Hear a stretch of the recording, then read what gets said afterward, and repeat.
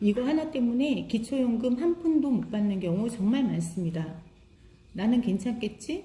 이렇게 생각하셨던 분들이 아무런 준비도 없이 갑자기 탈락 통보를 받는 사례가 지금도 계속해서 나오고 있거든요. 그래서 제가 오늘 작정하고 말씀드립니다. 이건 정말 모르고 넘어가면 무조건 손해입니다. 오늘 여러분이 이 영상을 클릭한 이유, 바로 썸네일에 적힌 통장에 얼마가 있으면 연금이 끊기는가 하는 그 숫자 때문일 겁니다. 기초연금? 이제 예전처럼 그렇게 만만하고 싶지 않습니다. 나이 들고 소득 없으면 당연히 주겠지라고 생각하셨다면 이제 2026년 대한민국에서는 완전히 깨졌습니다.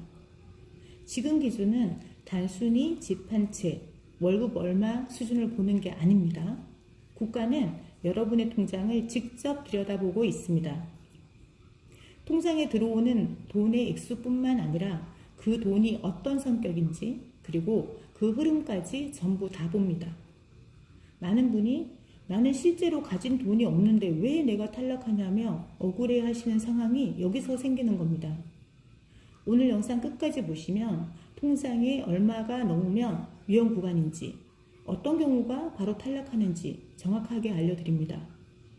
지금 이 영상 끝까지 확인하지 않으면 여러분의 소중한 연금이 한순간에 사라질 수 있습니다.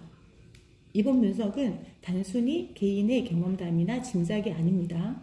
실제 현장에서 기초연금 수급 실패를 겪은 수많은 사례와 2026년 적용되는 최신 금융재산 산정 기준 그리고 국가복지 시스템의 알고리즘을 바탕으로 작성한 원고를 근거로 합니다. 시청자 여러분이 가장 궁금해하시는 소득 인정액의 실체와 여러분의 통장 잔액이 어떻게 매달 소득으로 둔갑하여 연금을 깎아먹는지 그 비밀을 지금부터 구체적으로 파헤쳐 보겠습니다. 지점장님, 저는 월급도 안 나오는데 왜 국가에서 저를 부자라고 하면서 연금을 안 주겠다는 건가요? 통장에 있는 돈은 그저 평생 아껴 모은 비상금일 뿐인데요. 네, 그 마음 제가 100번 이해합니다. 평생 자식들 뒷바라지하고 노후에 좀 편히 쉬나 했더니 국가가 내 생명줄 같은 연금을 끊겠다고 하니 얼마나 기가 막히시겠어요. 대한민국에서 성실하게 살아온 분들이라면 당연히 가져야 할 정당한 권리라고 생각하시는 거 저도 충분히 공감합니다. 하지만 여러분, 냉정하게 생각하셔야 합니다. 우리가 새로 산 핸드폰을 사용할 때 설명서 제대로 안 읽으면 어떻게 되죠? 저장된 가족과 친구 전화번호도 추억이 담긴 사진도 모두 날아가고 핸드폰만 고장냅니다. 기초연금도 마찬가지입니다. 이건 국가가 그냥 주는 선물이 아니라 아주 정교하게 설계된 금융 시스템입니다. 여러분이 국가라는 거대한 시스템이 나를 어떻게 평가하는지 그 기준도 모르면 평생 모은 그 돈은 오히려 여러분의 발목을 잡는 독이 됩니다. 국가는 여러분의 사정을 절대 안 봐줍니다. 오직 소득 인정액이라는 데이터 하나로만 여러분을 판단합니다. 2026년 현재 국가는 통장에 있는 돈을 단순한 예금이 아니라 매달 소득을 만들어내는 살아있는 자산으로 계산합니다. 결국 여러분의 통장은 국가 시스템 안에서는 매달 월급이 꽂히는 투명한 유리병이 되어버린 겁니다. 아니 지점장님, 그래서 도대체 얼마가 있어야 안전하다는 건가요? 네, 가장 궁금하셨을 부분입니다. 결론부터 말씀드리겠습니다. 2026년 기준 기초연금 수급을 위한 통장 잔액 마지노선은 단독가구 약 3억 원 전후, 부부가구 약 5억 원 전후입니다. 하지만 여기서 끝이 아닙니다. 집이 있거나 자동차가 있거나 자녀 용돈이 정기적으로 들어오고 있다면 이 기준은 순식간에 1, 2억 원대로 내려갑니다. 현실적으로는 통장에 1, 2억만 있어도 이미 위험 구간에 들어온 겁니다. 여러분이 클릭한 땡땡의 시체는 단순한 잔액이 아니라 여러 자산이 합쳐져 계산되는 금융재산 환산 시스템의 결과입니다. 자녀가 잠깐 보내준 돈인데 그것까지 국가가 다 봅니까? 보건복지부 전산망은 여러분이 받은 그 따뜻한 용돈의 사적 이전 소득이라는 아주 차가운 이름표를 붙입니다. 그리고 여기서 가장 무서운 기준이 등장합니다. 첫째, 정기성입니다. 자녀 용돈이 1년에 6번 이상 반복되면 국가는 이것을 생활 지원이 아니라 고정 수익으로 판단합니다. 둘째는 더 무서운 3개월 평균 잔액입니다. 조사 나온다니까 전날 돈 빼면 되겠지? 절대 안 통합니다. 국가는 하루 잔액이 아니라 지난 3개월 평균 흐름을 봅니다. 즉, 잠깐 스쳐 지나간 돈도 기록으로 남는 순간 여러분의 연금에 영향을 준다는 뜻입니다. 국가는 하루 잔액이 아니라 지난 3개월 평균 흐름을 봅니다. 즉, 잠깐 스쳐 지나간 돈도 기록으로 남는 순간 여러분의 연금에 영향을 줄 수 있다는 뜻입니다. 여러분, 2026년 기초연금은 감정이 아니라 데이터 싸움입니다. 국가 시스템은 빈틈이 없지만 그 시스템의 논리를 이해한 사람에게는 길이 있습니다.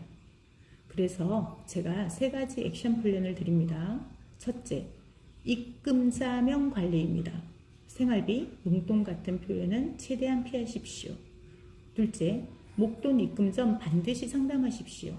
보험 해약금, 토지 보상금 같은 일시적 자금은 반드시 소명 준비가 필요합니다. 셋째, 모든 지출 준비를 남기십시오. 영수증 하나가 여러분 연금을 지키는 방패가 됩니다. 여러분 앞에는 지금 2가지의 미래가 있습니다. 어떤 분은 오늘 영상을 보고 바로 통장 구조를 점검합니다. 입금 방식을 바꾸고 상담을 받고 기록을 남깁니다. 그 결과 강화된 기준 속에서도 연금을 지켜냅니다. 반면 어떤 분은 설마 나까지 해당되겠어? 라고 생각하며 그대로 방치합니다. 그리고 어느 날 갑자기 수급 중지 통보를 받습니다. 두 사람의 차이는 돈의 차이가 아닙니다. 오직 시스템을 이해했느냐, 준비했느냐의 차이입니다. 그런데 여러분, 여기서 정말 중요한 질문이 하나 남습니다. 그래서 이제 내 돈을 어떻게 관리해야 합니까? 국민연금으로는 노후가 불안하고 통장에는 돈이 조금 있는데 매달 들어오는 현금 흐름은 없고 무엇보다 어떻게 준비해야 하는지 모르겠는 분들이 정말 많습니다. 바로 그런 분들을 위해 제가 꼭 추천해드리고 싶은 책이 있습니다. 박곰희의 연금 수업입니다. 이 책은 단순히 투자하세요 같은 이야기를 하는 책이 아닙니다. 지금 여러분 통장에 묶여있는 돈을 어떻게 관리해야 노후에는 매달 월급처럼 현금 흐름이 들어오고 연금과 세금 문제까지 대비할 수 있는지 아주 현실적으로 설명해주는 실전형 안내서입니다. 특히 이 책의 가장 큰 기능은 잠자는 목돈을 노후 월급 시스템으로 바꾸는 방법을 알려준다는 점입니다. 그리고 특징은 어렵지 않다는 겁니다. ISA, IRP, 연금저축 같은 복잡한 금융용어를 5060 세대도 이해할 수 있도록 그림과 사례를 중심으로 쉽게 설명합니다. 무엇보다 가장 큰 장점은 이론이 아니라 실행입니다. 오늘 당장 무엇을 바꿔야 하는지, 통장을 어떻게 정리해야 하는지, 노후현금을 어떻게 만들어야 하는지까지 실제로 행동하게 만들어줍니다. 여러분, 2026년은 단순히 돈 많이 모은 사람이 살아남는 시대가 아닙니다. 돈의 구조를 이해한 사람이 살아남는 시대입니다. 그래서 오늘 영상이 조금이라도 불안하고 충격적으로 느껴지셨다면 반드시 지금부터 준비하셔야 합니다. 제가 고정 댓글에 박곰희의 연금 수업 링크와 함께 노후 현금 흐름 만들기 전에 반드시 확인해야 하는 핵심 포인트도 정리해 두겠습니다. 특히 국민연금만으로는 노후가 불안한 분, 통장에 돈은 있지만 생활비 흐름이 없는 분, 기초연금 탈락이 걱정되는 분, 은퇴 후 월급 시스템을 만들고 싶으신 분들은 반드시 고정 댓글부터 확인하십시오. 마지막으로 질문 하나 드리겠습니다. 지금 통장에 잠들어 있는 그 돈이 과연 여러분의 노후를 지켜주는 방패입니까? 아니면 연금을 끊어버리는 독이 되고 있습니까? 정답은 이미 여러분 마음속에 있습니다. 오늘부터 반드시 준비하십시오.